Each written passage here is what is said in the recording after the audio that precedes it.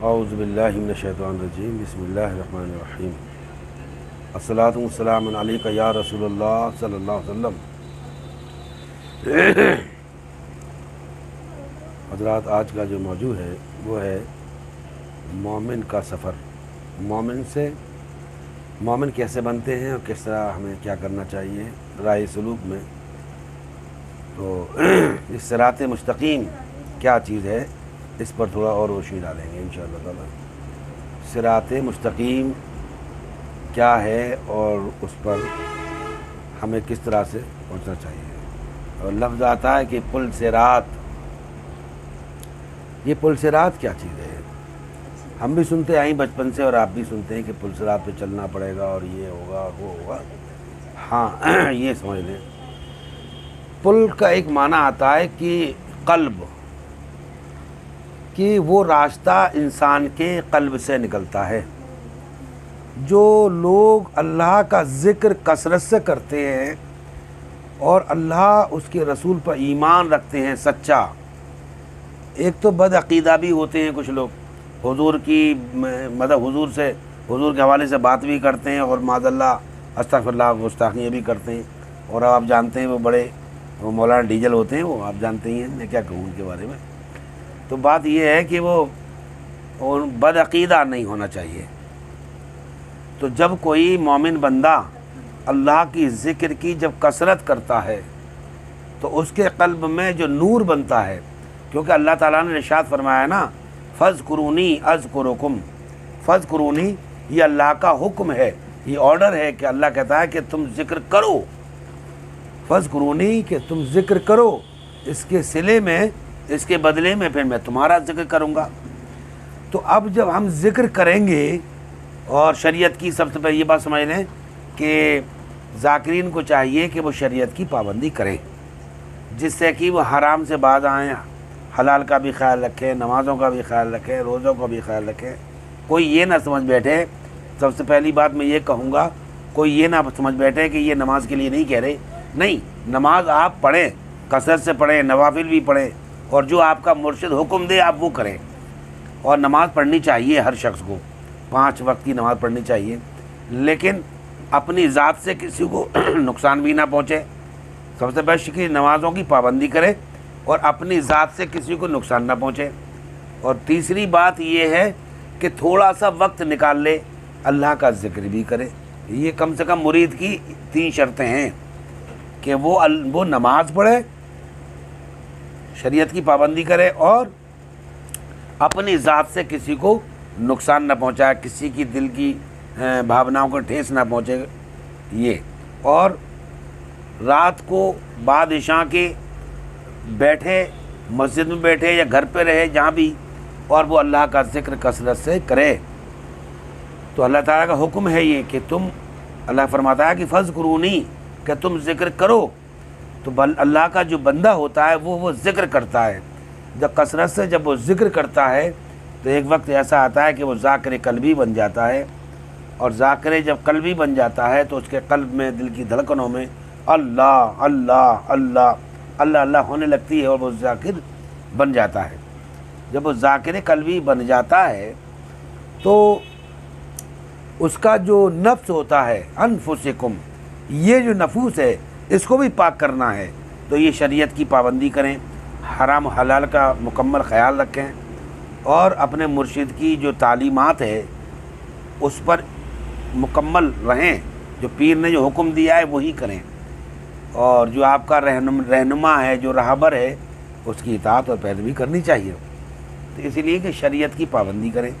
اور وہ جب نور بنے گا دل کی دھڑکنوں میں، اللہ اللہ، تو اللہ کا جب نور آپ کے دل میں آئے گا تو اس سے کیا ہوگا کہ وہی نور جو ہے وہ آپ کے خون میں جانا شروع ہو جائے گا، آپ کے مسلس میں آنا شروع ہو جائے گا، آپ کے گروتھ میں چلا جائے گا، آپ کے خون میں چلا جائے گا، حد درجہ کی وہ آپ کے نفس میں بھی، نفس کی غذا بھی بن جائے گا۔ اور نفس میں جب وہ نور جانے لگے گا تو نفس بھی نوری ہونا شروع ہو جائے گا، مطلب نفس امبارہ سے وہ ملہمہ ہو جائے گا، الہامہ ہو جائے گا، مطلب اس کے درجات کے حساب سے یہ بھی اپنی اس کی کیفیت نفس کی بدلتی رہے گی۔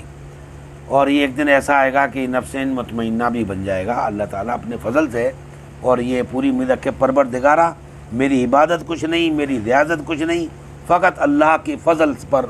رہے کہ اے پروردگارہ جو بھی کرے گا تیرے فضل کے بغیر کچھ نہیں ہو سکتا، اور اپنے رب سے امید رکھے پروردگار اپنے رحم و کرم سے پیارے حبیب کی نالین کے صدقے میں، پنجتن پاک کے صدقے میں پروردگارہ تو مجھے مومن بنا، اور مولا تو اپنا دوست بنا لے، اور کبھی بھی کسی اولیاء اللہ کی شان میں گستاخی نہ کرے، بے ادبی نہ کرے، کسی کو حقارت سے نہ دیکھے۔ تو سب سے پہلے یہ بھی بڑی اہم باتیں ہیں، یہ اس میں خاص خیال رکھیں۔ جب وہ ذکر کرتا ہے تو وہ تزکیہ نفس بھی ہو جاتا ہے، اور مرشد جو ابھی توجہ نورانی ڈالتا ہے اس پر، اور وہ تزکیہ کراتا ہے، تصفیہ قلب بھی کرا دیتا ہے، اور روح کو بھی بیدار کرا دیتا ہے، خفی کو بھی کرا دیتا ہے، سری کو بھی کرا دیتا ہے، اخفا کو، لطیفہ اخفا کو بھی کرا دیتا ہے۔ یہ انسان کے اندر 5 لطائف ہیں جو سماوی ارواح ہیں، اور ان کا بیدار ہونا لازمی ہے۔ اسی لیے قرآن عظیم نے ارشاد فرمایا کہ افمن شرح اللہ صدرہ للاسلام فہو علی نور من ربی، اور یہ رب کے اسم سے ہی یہ بیدار ہوتی ہے، اور یہ شرح صدر ہو جاتی ہے۔ تو اسلام کی خاطر شرح صدر کرنا لازمی ہے، جس سے کہ آپ لوگ جو ہے اللہ تک پہنچ سکیں۔ تو مومن کا سفر یہ ہے کہ اس کی جو لطائف ہیں یہ بیدار ہو جاتے ہیں، اور لطیفہ نفس کی تو یہ حالت ہو جاتی ہے کہ جب وہ پاک اور صاف ہو جاتا ہے، مصفہ ہو جاتا ہے، تو ایسا مومن بندہ جو ہے وہ اسی عالم ناسوت میں چاہے تو بغداد شریف چلا جائے، حضور کی بارگاہ میں بھی چلا جائے، غوث الاعظم کی بارگاہ میں چلا جائے، حضور پاک صلی اللہ علیہ وسلم کی بارگاہ میں حاضر ہو جائے، چاہے تو وہ مکہ میں بھی چلا جائے، وہاں بھی نماز پڑھ سکتا ہے۔ لیکن جب وہ نفس کا جو فنکشن ہے، جب چاروں فنکشن اس کے الگ الگ ہو جاتے ہیں، تو وہ انسانی اسی شکل کو اختیار کر لیتا ہے جیسے کہ انسان کی خود کی ہوتی ہے۔ تو ایسے ہی لوگوں کو پایا گیا ہے کہ حضرت کو ہم نے مکہ میں بھی دیکھا ہے حج کرتے ہوئے، اور ماں معلوم ہوا کہ حضرت تو خانقاہ میں بیٹھے ہیں بیت الشریف میں، تو ایسا بھی معلوم بتایا گیا ہے۔ اور کسی نے دیکھا کہ نہیں ہم نے تو بغداد شریف میں بھی دیکھا کہ سرکار خواجہ حسن کو، اور لوگ کہہ رہے ہیں کہ نہیں ہم نے تو سرکار کو فرید پور کے اندر دیکھا، اور کسی نے کہا کہ نہیں ہم نے تو سرکار کو غریب نواز کی بارگاہ میں دیکھا۔ تو اب یہ بھی شہادت مل رہی ہے، معلوم ہوا کہ سرکار تو بیت الشریف کے اندر محفل سما میں بیٹھے ہیں، یا محفل میلاد میں بیٹھے ہیں، یا مریدین کے ساتھ کھانے پر تناول فرما رہے ہیں، اور وہی دن وہی تاریخ جب وہاں سے لوگ لوٹ کے آ رہے ہیں تو وہ کہہ رہے ہیں کہ ہم نے تو سرکار کو مکہ میں دیکھا، کچھ لوگوں نے کہا کہ ہم نے تو حضور کو بغداد شریف میں بھی پایا۔ تو اس طرح سے یہ کیا ہے، یہ نفس کی کار فرمائی ہے۔ نفس جب پاک ہو جاتا ہے تو وہ پاک ہستیوں میں بھی جانا آنا اور نماز پڑھنا، بغداد میں نماز پڑھنا یا گویا مکہ میں نماز پڑھنا، یہ انسانی یہ نفس کی پاک ہو جاتا ہے، یہ صاف و مصفہ ہو جاتا ہے، تو پھر یہ جو ہے حضور کی بارگاہ میں جانے کے لائق بھی ہو جاتا ہے۔ تو وہاں حاضری بھی دیتا ہے حضور کی بارگاہ میں، اور صلاۃ سلام پڑھتے ہیں، وہاں عبادت ریاضت بھی کرتے ہیں۔ مسجد نبوی میں آقا علیہ السلام نے جو مسجد بنائی ہے وہاں عبادت ریاضت بھی کرتے ہیں، لیکن شکل ایسی ہوتی ہے جیسے وہ بزرگ ہوتا ہے، لیکن لوگ اس طرح سے پاتے ہیں۔ اور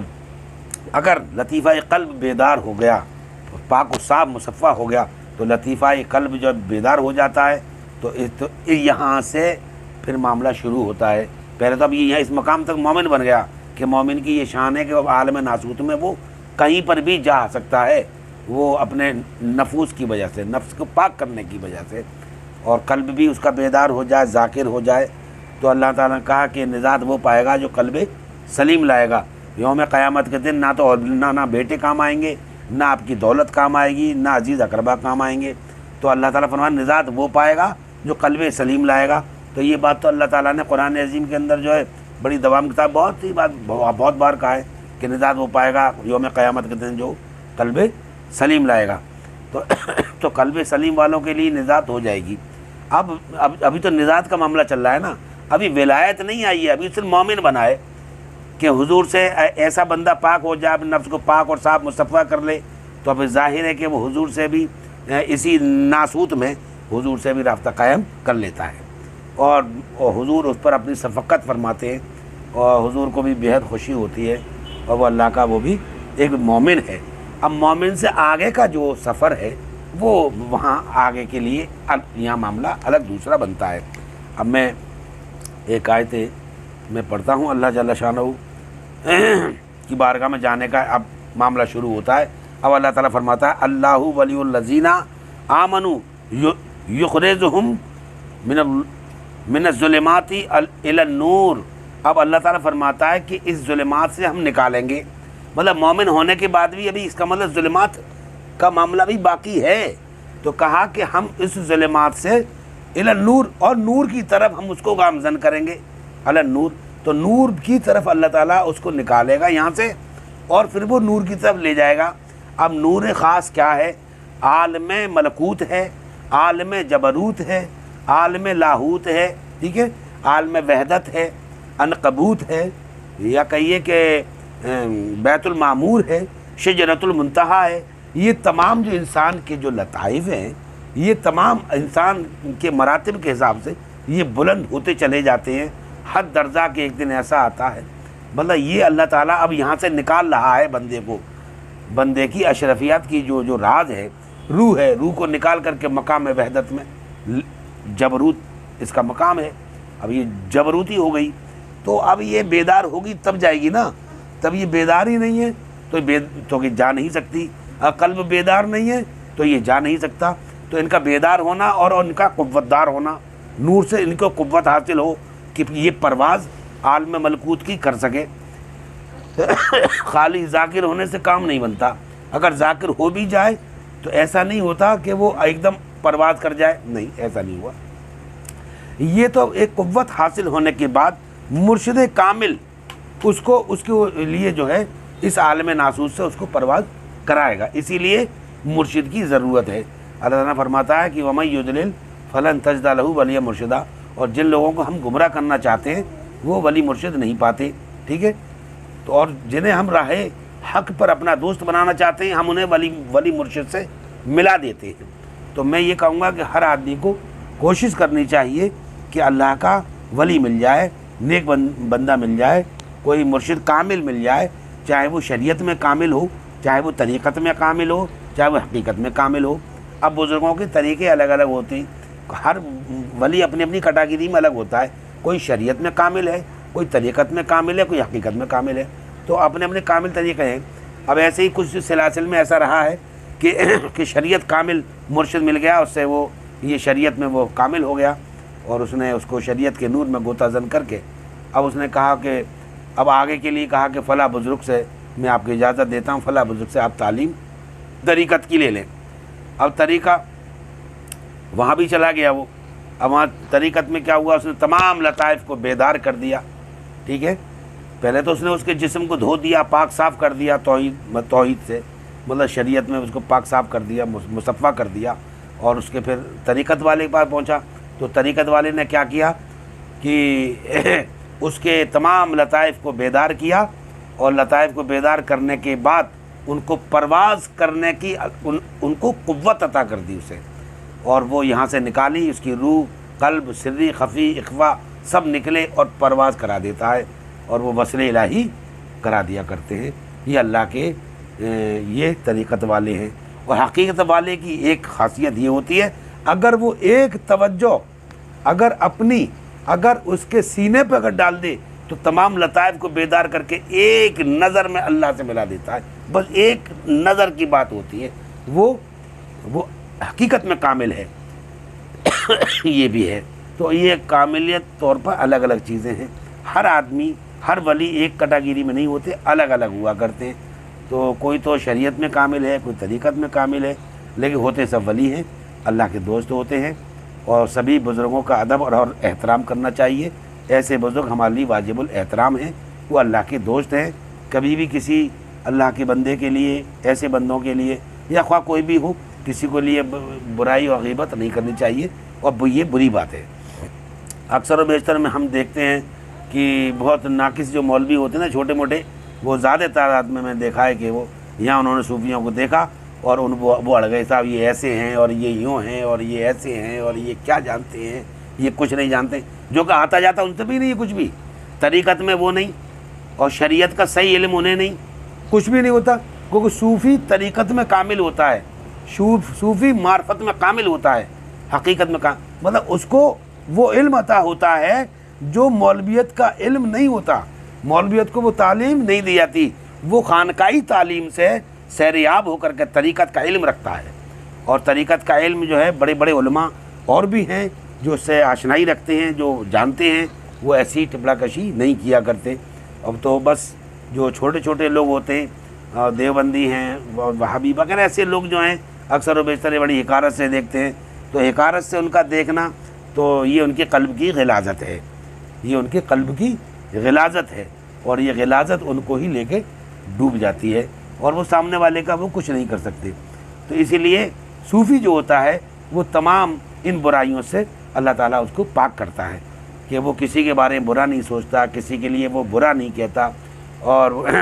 اس کے دل میں سب کے لیے محبت ہوتی ہے، اور صوفی کا در سب کے لیے کھلا ہوتا ہے، کوئی ہو آ جاؤ، سب کے لیے کھلا ہوتا ہے، وہ سب پر دست شفقت کرتے ہیں اور اپنی جان نثار کرتے ہیں، ان پہ محبت کرتے ہیں، ان کو پیار دیتے ہیں۔ وہاں نفرت نہیں بانٹی جاتی، وہاں پر پیار بانٹا جاتا ہے، انہیں محبت دی جاتی ہے۔ تو یہ ولیوں کی شان ہے کہ وہ محبت دیا کرتے ہیں، پیار دیا کرتے ہیں، اور لوگوں کو اور ان کی بارگاہ میں اگر میلا کچیلا بھی پہنچ جائے اسے بھی سینے سے لگا لیتے ہیں، انہیں بھی وہ گلے سے لگاتے ہیں۔ وہ اپنے دربار سے کسی کو دھدکارتے پھٹکارتے نہیں، اور کسی پر وہ فتویٰ نہیں لگاتے، وہ فتویٰ صرف اپنے اوپر لگاتے ہیں کہ میں کیا کر رہا ہوں۔ وہ اپنی اصلاح کرتے ہیں، مولوی دوسرے کی اصلاح کرتا ہے، صوفی خود کی اپنی اصلاح کرتا ہے۔ اس پہ کوئی کچھ کہتا بھی ہے تو وہ کچھ کہتے نہیں ہیں، خاموش رہتے ہیں، انہیں کوئی بات نہیں، وہ معاف کرتے رہتے ہیں۔ لیکن کچھ لوگ ایسے ہوتے ہیں جن پر ٹپلا کشی کرتے رہتے ہیں، اور یہ اللہ تعالیٰ ان کو بس اسی میں ہی رکھتا ہے، اور وہ دنیا میں ہی خفتہ ہو کے یہ ختم ہو جاتے ہیں۔ نہ تو ان کے پاس تعلیم جو ہے، تربیت جو ہے، آج کا جو مولوی ہے وہ زیادہ تر وہ چھوٹے چھوٹے مولوی ہوتے ہیں نا، یہ زیادہ ہوا میں اڑتے ہیں۔ جو اچھے عالم ہیں، واقعی جو پڑھے لکھے ہیں، اور جنہوں نے پیران عظام کی صحبت کو اختیار کیا ہے، وہ بزرگوں کا ادب کرتے ہیں۔ تو میں کہوں گا کہ ہم لوگوں کو چاہیے کہ بزرگوں کی صحبت اختیار کریں، اور حسن اخلاق اپنا بہت اچھا رکھنا چاہیے۔ اللہ کی بارگاہ میں دعا ہے پروردگارہ ہم سب کو اپنے بزرگوں کی اور تمام اپنے بڑوں کا ادب کرنے کی توفیق عطا فرمائے، اور ہم سے جو بھی جانے انجانے میں خطائیں لرزشیں ہوئی ہیں، پروردگارہ ان کو تو درگزر فرما دے۔ وآخر دعوانا الحمدللہ۔